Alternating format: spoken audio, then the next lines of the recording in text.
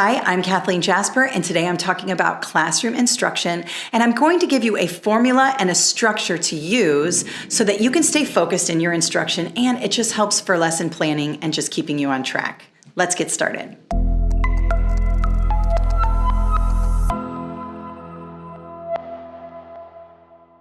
So many of you are just starting the school year. I'm recording this in August 2021. Here in Florida, we have already been in school for the last 2 or 3 weeks. We start early in August, and many of you are either back in school or you are getting ready to go back into school. And I know we have a lot of new teachers who watch this YouTube channel, and you might be overwhelmed and wondering, what am I going to do? And also, new teachers tend to stay late. They want their classrooms to be perfect. They want their lesson plans to be perfect. They want their instruction to be perfect. And you end up spending late nights in the classroom, coming home at 6, 7 o'clock at night, not sleeping, worrying, all of that. I've been there. I completely understand. So today I thought I would go over a basic structure you can use to apply to any class. And it's kind of like a formula. You can just plug in your instruction along the way. All right. And now, if you hear some thunder and lightning behind me, there's nothing I can do about that. It is coming down really hard outside. So I apologize if you hear any thunder and lightning, but I love working when it's like this. It's really nice in my office when it's thundering and lightning, but hopefully it's not too distracting to the video. All right, so when we talk about an overall structure for the classroom, this is something I used pretty much every single day. I would always have the same thing going on every day. Now, the content would change, the activities would change, obviously, but I used this kind of step-by-step process every day. And that was really good for me because I was able to stay on track and kind of just plug in my assignments along the way. And it was good for my students because they knew what to expect every day. All right. So here is the basic structure of what I did and what I found success in every day in the classroom. The first thing I would do is do a bell ringer. Now, bell ringers are essential questions in the beginning of a class. When students come in, they put their bags down, they sit down, they immediately take out a piece of paper and pencil, and there's something on the board, something for them to do. It could be questions, it could be they need to look something up, they need to read over something. It might even be a handout that you have that they need to fill out. Whatever it is, they should always have something to do immediately when they come in the door. Why? Because you have attendance to take, you have things that you need to do when they come in, and you need to keep them busy. But it's not just busy work. Make sure the bell ringers have meaning. Students know when something is just busy work, and like you, they're going to prioritize, and they're not going to give their time to things that are just busy work. So be sure that these bell ringers have meaning. And I'm going to show you a couple of them to give you an example of that. So for the first 5 minutes of class, students come in, sit down, take out their pens and paper, and do the bell ringer, either projected on the board or maybe you have a handout. Now, this has to do with classroom management also. I have several videos on classroom management, and I will link them up here. But bell ringers are a big part of starting off the class properly and with a focus on academics. So make sure you do that. The second thing I do is go over the objectives with the students. So I'm going to talk more further in the presentation about objectives, but the objectives are going to align to the standards that you're going through that day, and you're going to communicate these objectives with your students. Now, this really helps for 2 reasons. First, your students should know what they're responsible for before the end of the lesson. And second, if you're being observed by your principal or assistant principal and you actually communicate the objectives to your students and you guys discuss them, you're going to get major points on your evaluation. So it's good practice and it'll help you get a good evaluation. The third thing we do as a whole group, so as the entire class and you in the front teaching, we go through any background knowledge students need, essential questions, which are the bell ringers, so you're going to want to tie those in. So after we go through the objectives, we're working as a whole group, we kind of discuss things, we go back to the bell ringer, discuss those, discuss any further essential questions we might have, and maybe just a mini discussion. What do you know about this already? Have you heard anything in the news going on about this? Whatever it is, a quick discussion. Now notice I have some timestamps here. It's important to stay on track. I'm long-winded, as you probably have seen in my videos. And sometimes a class discussion, when it's really getting going, it's really fun. So you're gonna wanna pay attention to the time. 5 minutes for the bell ringers, 2 to 3 minutes for the objectives, just a quick overview. And then you wanna give some time to this background knowledge and essential questions. 10 minutes is pretty good. Now, my fourth part of this whole entire structure is a reading activity. Now, I like to do read aloud, think aloud, and I'm going to show you exactly what that is. I believe that no matter what content area you are in, you can involve a reading component. And you certainly can do that in science class, social studies class, English class, reading class. Math is a little bit harder, but there are some components maybe with some heavy duty word problems you may want to go over. Health class, art class, anything, you can find some things to help with students' literacy. So I'm a big proponent of some sort of reading activity in any classroom. Then the fifth thing I would do, if I had time, is some cooperative learning or partner learning. Make this quick. You don't want to have a whole entire class of cooperative learning for two reasons. Number one is that students don't really love it that much. I used to think that students really liked cooperative learning, but over the years, evaluating my students and surveying them, they don't really love it that much. They love a quick activity, but they don't like too drawn out of a collaborative activity. So definitely get them together, get them talking, whatever their cooperative learning is, but keep it short, 5-10 minutes, okay? Then you may do some individual work, all right? You may have students work individually on something for 10 minutes. And then finally, this is very important, at the end of the class, you're going to review the objectives and determine if you guys met those objectives.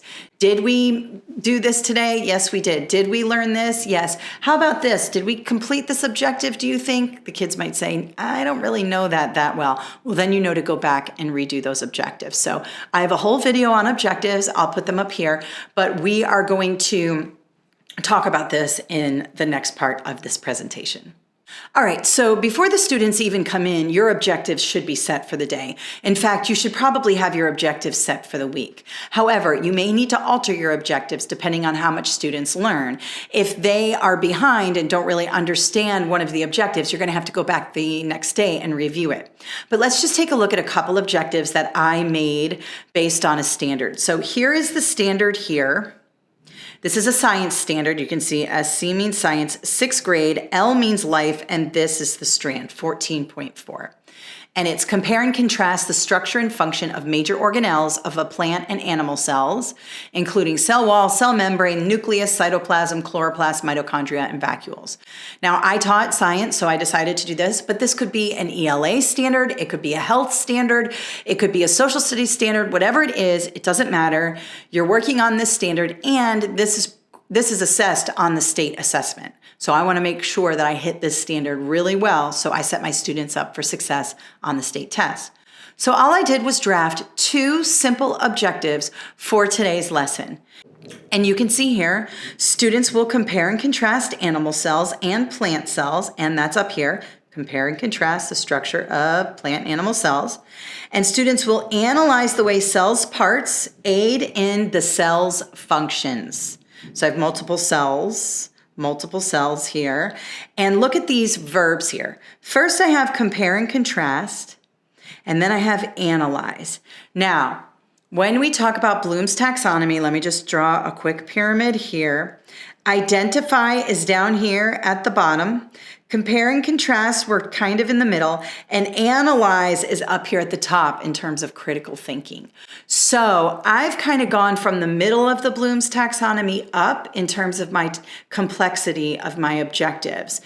We may have already identified the organelles of a cell. Maybe that was yesterday, and today we're more into comparing and contrasting.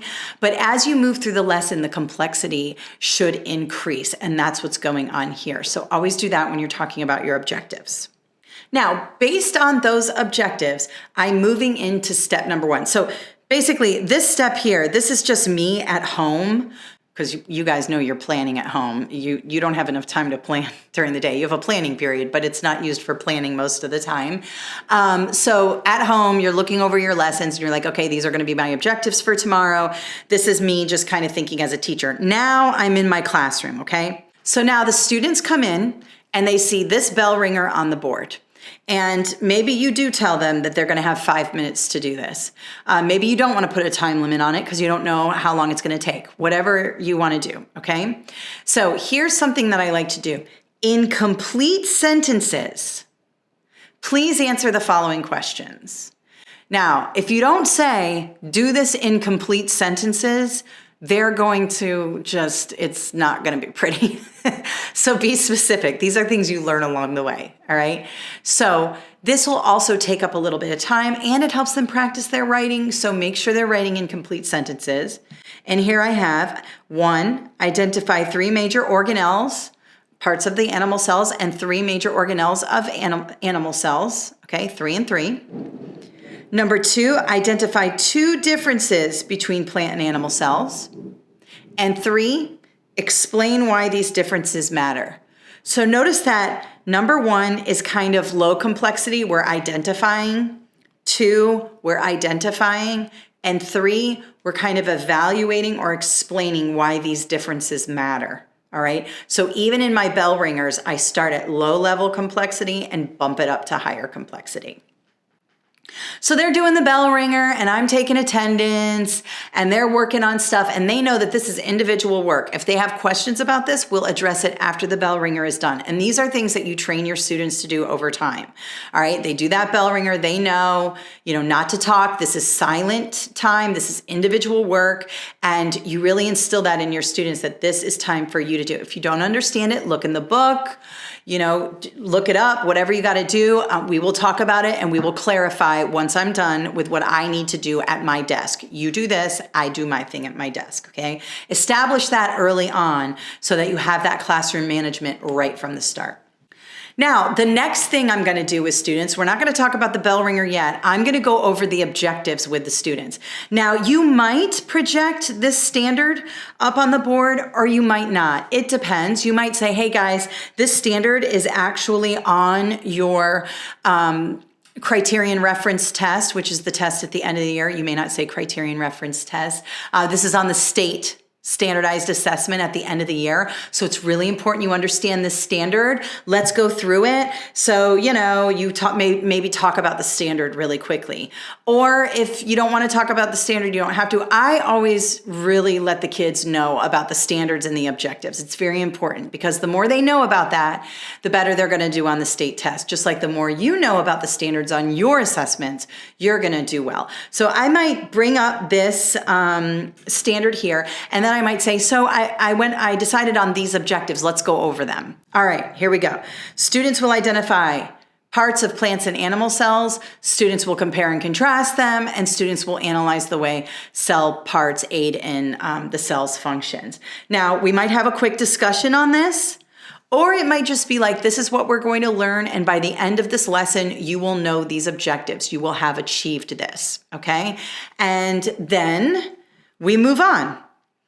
And I might have something here kind of projected on the screen. We start talking about plant and animal cells.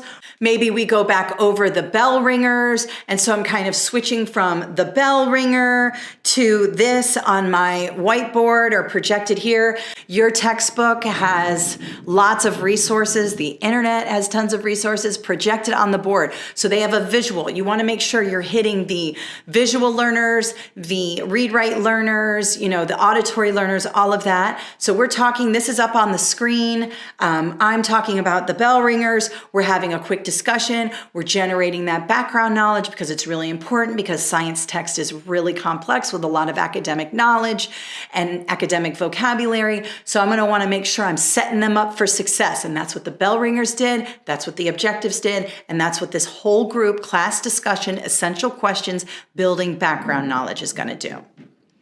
Now, once we've gone through that, we go through my very favorite activity ever, which is read aloud, think aloud. Now, you may have heard me in other videos talk about read aloud, think aloud, and the think aloud is the most important part. This is where we model metacognition.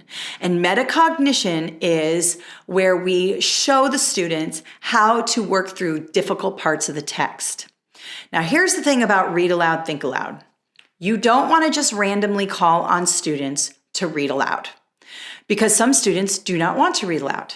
They want to read along with you and listen, and that's okay. Don't be one of those people who are like, you have to read aloud in class because life is about reading aloud in class. No, it's not. Some people don't want to. Don't make them. Now, here's a trick to get everyone wanting to read aloud in your class. What I do is I have a little, let's see here, I always have a notepad next to my desk or while I'm standing up. And I basically just say, okay, guys, who wants to read today? Before we even do the read aloud, who'd like to read today? And you've always got your overachievers. They all want to read. Okay, Sally. Okay, Jose. Okay, blah, blah, blah. And you might get just 3 or 4 people there. But as you do this and you give them a choice whether or not to read aloud, more people will begin to raise their hand as you do this. Now, the reason why you do it in the beginning and not during the read is because you know that this happens all the time. You start reading and you're like, okay, any volunteers to read? And you're in the middle of reading and you're like, any volunteers, any volunteers? And it breaks the reading and it ruins the focus. And so if you have a list of students already on your paper, you can just randomly call on them and they will already know that they need to be ready to read. So you're not like, putting them on the spot. They need to be ready to read.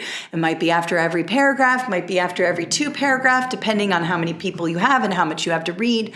But collecting the names in the beginning is a really good practice because then you don't break instruction and you're not like, come on guys, somebody, anyone, read this for me. Especially in high school, you're like, please, anyone, please, somebody, save me. You don't want to do that. So that really helps to have them all written down and it keeps you from putting people on the spot who maybe don't want to read. And I noticed when I started doing that more and more people would raise their hand to read, even my English learners who were just learning how to read out loud in English. They felt safe. It was like their decision to read, so they were more likely to raise their hand. So a little hack there. Now, what is read aloud, think aloud? Let me show you. So when we talk about read aloud, think aloud, I like to use the textbook. So you obviously have a textbook in your classroom for whatever you're doing. So whether it's biology or social science or whatever, and I read straight from that textbook. Why? The textbook is aligned to the standards. The standards are aligned to the assessment, or the assessment is aligned to the standards. And so if we're reading directly from the textbook, they're getting that rich vocabulary. They're really understanding, how things are happening. It's working that academic reading muscle. That's really, really important. And they're reading complex text. Okay. So a lot of people don't even use the textbook. And I say, use it, read it every single day. I did. And it really helped me help my students score well on their assessments and just learn the material really well. So now, with a lot of the textbooks, there's usually a PowerPoint or something that goes with it. Or you can even bring it up and just screenshot it and turn it into your own PowerPoint. But usually while I'm reading aloud with students, I have something going on behind us visually. And periodically we'll stop reading and we'll talk and I'll say, okay, so let's take a look at this here. We just said this in the reading. What about this here? And a little back and forth in between reading. We don't just sit there and read the entire textbook. It's in and out of the textbook, right? So let's just take a look. This is the teacher edition you can see here. And so the kids will have something similar in front of them. So I'll say, okay, guys, let's turn to page 179. And we're talking about cellular boundaries. And you might even have this projected on the board. Who knows? Whatever you want to do, figure it out. And okay, so I'm going to read first. I'm not going to have the student read first. I'm going to read first and model what I want the students to do. And I'm going to model my brain processes here, right? So I'm actually going to start right here for you. And I'm going to read this just quickly and just show you kind of what I would do as a teacher. And I would say, okay, the fluid mosaic model describes the plasma membrane as a flexible boundary of a cell. I wonder what fluid mosaic means. It does say flexible, so it must be kind of like gushy. However, plant cells, fungi, bacteria, and some protists have an additional boundary, the cell wall. The cell wall is a fairly rigid structure located outside the plasma membrane that provides additional support and protection. Okay, so what I'm seeing here is that there is a plasma membrane that's a little kind of mosaic, or flexible, okay, but if it's a plant cell, that is also encased in a harder structure, a cell wall. All right, makes sense. That kind of goes with what we were talking about in our bell ringer, and I might connect it to that, all right? Now, then I might have a student read. Okay, Jose, you volunteered. How about you read this part right here for me, the cell wall? And then Jose starts to read. Now, Jose might not go, I wonder what that means. Jose's not going to do that. You're doing that, right? But you might stop Jose here after he reads. The cell gives it support. Figure 7.7 shows a cell wall composed of a carbohydrate called cellulose. You might say, okay, hang on one second, Jose. Have you ever heard of cellulose before? And Jose might say, yeah, I kind of have. And then you might discuss quickly about that, or he might say no, and I might say, anybody else know about cellulose? And somebody might raise their hand. If not, I might say, okay, let's keep reading. We'll probably figure it out. And then move forward. And it's like a give and take. It's a little bit of reading, and it's a little bit of talking, and it's a little bit of thinking aloud, and it's a little bit of let's talk about this on the board. And so with a read aloud, think aloud for 15 minutes, you might only get through 3 or 4 paragraphs. If that, that's okay, because now they have a very good understanding and it's a close read. We're reading it, we're talking about it. We might even go back and reread a little bit, again, for more clarification. And that really helps the student understand what's going on in terms of the subject matter, but also how to read academic text. So you're killing 2 birds with 1 stone, and you're showing them how to use their metacognition. So I love read aloud, think aloud. I'm actually going to do another video on that where we go through a full read aloud, think aloud together, okay? So this is just kind of scratching the surface of it, but it's a fantastic activity. I highly, highly recommend you do it. Now, after that, after we've read aloud, you may want to talk to them about maybe some sample questions you might go over. You might do that in cooperative learning. You might also do it as individual work. You might not have any time after the read aloud, think aloud. It might have taken too long, but I always like to leave some time to go over maybe a sample test item like this. You know, it's always good to show students, hey guys, I know that we just learned this in the textbook and we talked about it in the bell ringer and I've got it up here on the board, but this is what it's going to look like on the state assessment. And I want you to be prepared. So I'm going to give you this sample item or sample items. Probably this one's pretty easy. So I would maybe give them 3 or 4 and they can do them in groups or they can do them individually and then talk about them, discuss them, and whatever. So that's another activity you can do to follow up with the reading. Now this takes a little research. All you need to do is go in and look for sample items for your particular subject area. You can find them in the test specifications and on the websites for whatever state you're in. They are there, trust me. And you can pull them and screenshot them and just throw them up on the board and have students use their own paper to write them. It's fine. You always want to expose them to as much of what they're going to see on that state assessment. And that really helps to incorporate that daily in your classroom instruction. All right, so we might have done that in cooperative learning. We might have done that as individual work. Now comes the most important part, which is a review of the objectives and the debrief. We want to make sure that we debrief after our lesson. Now, I know sometimes it's like, oh my God, where did the time go? The bell's about to ring and the kids are packing up and they're ready to run out of the room. But we always want to try to make time to review the objectives with the students. And so simply put, all I do is say, okay, guys, let's just quickly review our objectives and make sure we all understand what's going on. Maybe a quick thumbs up or a thumbs down. All right, give me a thumbs up if you're able to identify parts of plants and animal cells. And maybe the whole class is like, yeah, that was easy. Been doing that. We already did it 5 times. We talked about it during the reading. Good to go. And maybe say, okay, can we compare and contrast the difference between plant and animal cells? And maybe they're like, yeah. And I say, okay, give me an example of something that happens in a plant cell that doesn't happen in an animal cell. Give me something that happens in both. You ask a quick question. All right, we're good. Sounds good. And then number 3, analyze the way cell parts aid in cells' functions. And maybe they're kind of like, maybe kinda, sorta. All right, so you know what we're gonna do? We're gonna make number 3 our first objective for tomorrow's lesson. And that is a quick formative assessment you just did to make a decision in your classroom. And so that really, really helps. The other thing you could do is do an exit slip, and I've done videos on exit slips. I'll put them up there.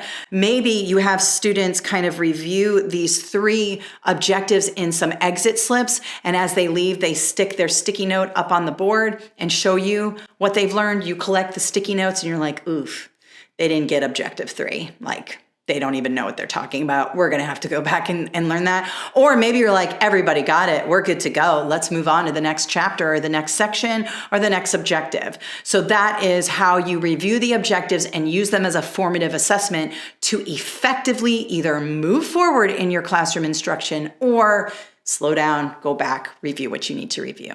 All right, so hopefully that works for you. No matter what content area you are in, no matter what grade level, you can use this and adapt this to your needs and your students' needs. It's my pleasure to share these with you. I love talking about classroom instruction. It's one of my favorite things to talk about with teachers. If you like this video, please give it a thumbs up. Please consider subscribing to this YouTube channel and let me know in the comments if you have any other questions about classroom instruction. I would love to do more videos on that, and I hope you have a great day. Thank you so much for watching. We have a ton of videos on my YouTube channel. Please consider subscribing and following me on my social media networks at Kathleen Jasper. Have a great day.